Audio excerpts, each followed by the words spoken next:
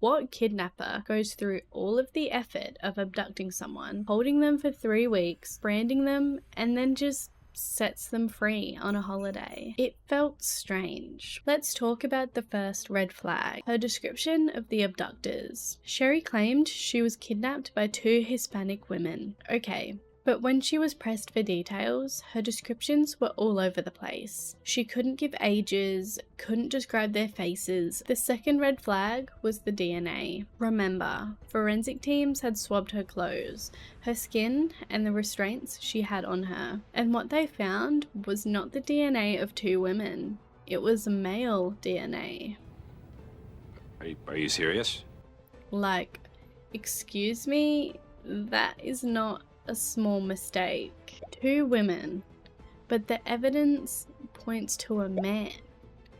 Already, things weren't lining up. The third red flag was the injuries. Yes, Sherri had cuts, bruises, and that infamous branding mark. But when medical professionals looked closer, they noticed some of the wounds seemed inconsistent with prolonged abuse. Some looked self-inflicted. The branding, while horrifying, was shallow and oddly precise. Not the kind of scar you'd expect if someone was torturing you. The fourth red flag was the timeline inconsistencies. Sherri's story kept shifting. In one interview, she said she was chained in a closet. In another, she claimed she was shackled to a bed. At one point, she even said they played loud music to keep her disoriented. But the details changed each time, and detectives couldn't reconcile her version of events. And here's a detail that didn't sit right with a lot of people. Sherri said her captors released her on Thanksgiving morning, which,